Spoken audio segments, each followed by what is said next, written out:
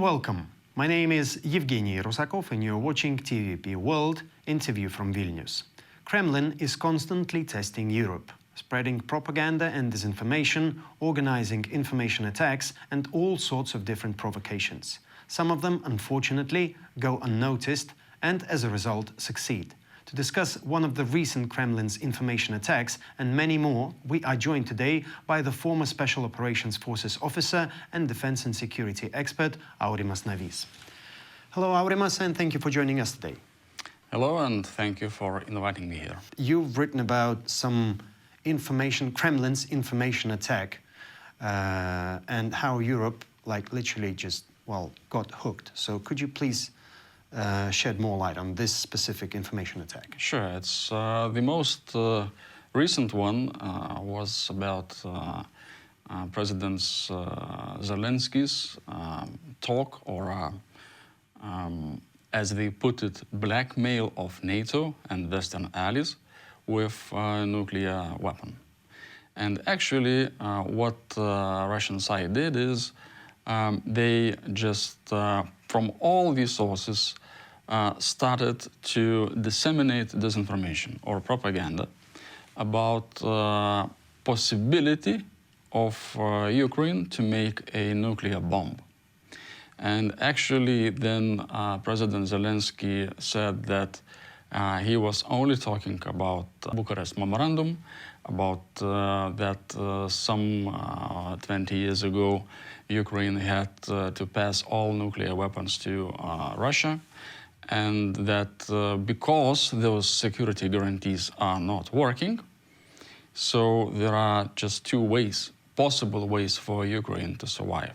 One is to maintain nuclear weapons, which is not the case anymore, and 20 years have passed, or to be a part of NATO, so to say, be a member of NATO. All sources in Russian media immediately starting to broadcast the message that Mr. Zelensky in Ukraine is blackmailing Western partners and NATO with this message that if Ukraine will not be invited to NATO, then they will make nuclear weapons and then use nuclear weapons against Russia. And with information even was further on, saying that actually Ukraine already has all the needed parts and components, and they can make a nuclear bomb in 2 weeks. Okay. And to actually, again, to legitimate that, Mr. Putin, or should I say war criminal Putin, steps out and says that, okay, Russia will not allow Ukraine to make or acquire nuclear weapons in other possible ways, and will react immediately if they notice such an actions. The pity that most of the Western media, they just literally got hooked. They just took that message and they were starting to disseminate unintentionally propaganda, because they were saying in their articles or in the texts that yes, Ukraine as a possibility could use nuclear weapons to defend itself. And this is absolutely nonsense. Then Mr. Zelensky had to explain himself again. He, in Brussels, he said that several times that our choice is not nuclear weapons. Our choice is not history. Our choice is membership of NATO. But you see, even then saying these words already is doing harm, because what a general public is hearing, actually, that if Ukraine we don't join NATO and President Zelensky, then we will have to use nuclear weapon. Behind the lines saying that we have to use nuclear weapons. So okay, that's quite a successful information attack from Kremlin. So here's the question then. How come the Western media just literally, got fooled? Even here in Lithuania, our so-called systemic media, they just broadcasted the same nonsense, or actually Russian propaganda. The problem is that today's, especially commercial media, they have to hook their audience because they live out of that. So, of course, if you are disseminating information about nuclear weapons, about Ukraine, that's almost guaranteed that you have many, many clicks. It's a so-called click-buy technique. So the most sophisticated and the most trusted, maybe, media outlets, they checked this information and they refused to disseminate false facts, to spread it. But just a few of them, very few of them. Okay. All the rest, they just proceed. You, as a defense and security expert, what tips would you suggest for those media that don't really get those tricks from Kremlin? One of the easiest one is your own emotions. Okay. If you feel something about that information, if you are, I don't know, scared, or you feel some envy, or you feel some fear, or you feel some joy, maybe even, if it's a very strong emotion, that should be a red lamp for any editor, that someone or some institution or some state is very much trying to do something about that. That's why this emotion is here involved. Because when we have very strong emotions, we do not think. Then we just, do. We act upon emotion. And that's one thing.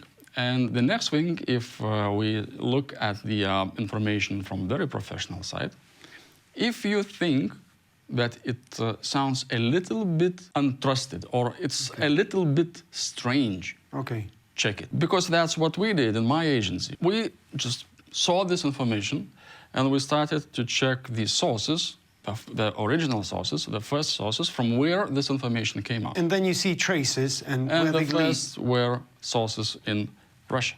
Kremlin propaganda, usual Kremlin propaganda. It's strange that Western media doesn't do such easy steps. But okay.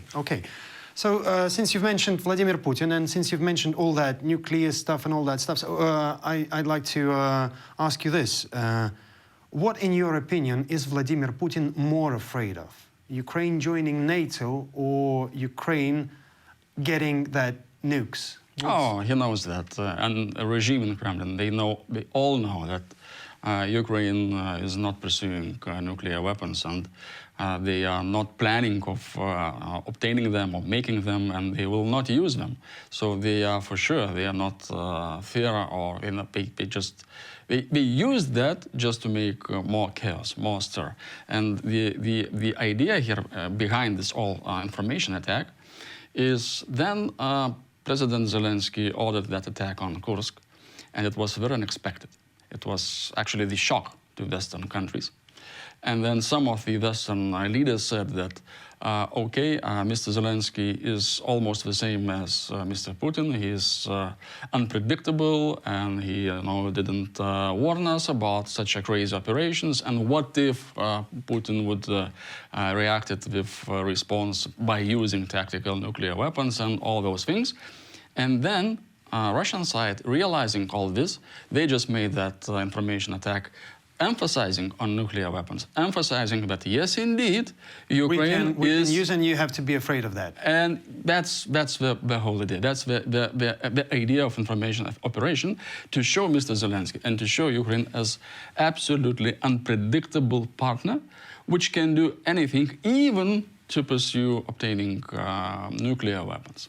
So, of course, to answer to your question, of course, Mr. Putin and regime in Moscow, they're afraid, and they not just Ukraine joining NATO as a member of alliance, but even that's supposedly is in the those parts of plan that are not public, and in these attachments there is potentially an option for NATO countries to deploy their soldiers, to deploy their troops on Ukraine soil. And even that, it's considered by Kremlin as a real threat. Because if NATO countries would do that, that means absolutely different or approach to the problem that Western countries showed so far. 2.5 years, we're just, yes, we're supporting Ukraine, but we are not taking that seriously. Not enough for Ukraine to win. Yes, so if they would deploy troops, that would signify the huge turn in all the story of invasion of Russia to Ukraine. That's why Russia is now claiming that North Korea is going to send their troops. It might be 10,000 or whatever. And here's my next question. This is another interesting thing to discuss. North Korea's troops, yes, as you already said, are taking part in war in Ukraine. So what's your take on this one? So to continue, my thought is that, first of all, this is not something new. North Korean officers and soldiers and some specialists, some engineers has been sent from Pyongyang to Russia a year ago. It's actually it's a known fact in Ukraine. Of course, they were not spotted on Ukraine territory, but they were supposedly helping Russian staffs to prepare on Russian territory to launch attacks, to launch ballistic missiles. But as far as I understand, now we are talking about a totally different thing, that North Korean troops are taking part in... So that's what I'm trying to say, that Russia, because it's what we talked here, that it's a threat for Russia if NATO countries would send troops, because that's... it could be reality in the nearest future, potentially. So Russia, what is doing, they are putting the fact on the table and they are saying that, okay, up front, we are going to accept 10,000 North Korean soldiers and they will fight on Ukrainian territory. So it's like a message to the Western countries, do not do that, do not send your troops, because then the war will spread. Turn to different level. That's the whole idea. And you know, the recent news, South Korea already announced that in case North Korea really will send their troops, then South Korea will send their intelligence officers and their troops to help Ukraine. That's a strategic communication game. Are we on the brink of a third world war? No, I don't think so, really. Okay, that's more of information war. I think even in Lithuania, we here don't see that as war. Not to mention Western countries, but then we talk about information war. We should put the attention or accent not just on information, but on the war, the word war. Information war is actual war.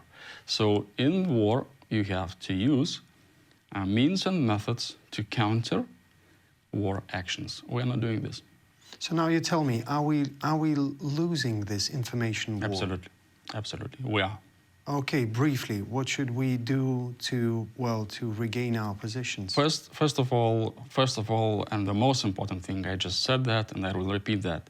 If we see Russian actions as information war, we have to realize that we are in the war with Russia. Information war, yes, but we are. It's still war. So we have, and that's the most important thing now at this stage for our leaders, for political leaders, for strategic decision makers to say to themselves that we are in the war. Because if we are just saying that, no, we're just some kind of information and we are not fighting, we are not, then we are not facing the reality. And that's what Kremlin and Russia expect us to do, not to take it seriously. I'm not here to spread bad news, but always conventional war follows information war. Always. I guess there's nothing more to add. Aurimas, thank you so much for being with us today, and I really hope to see you once again. Thank you so much. And I would like to remind our viewers that our guest for today was a former Special Operations Forces officer and defense and security expert, Aurimas Navys. You're watching TVP World. Stay with us.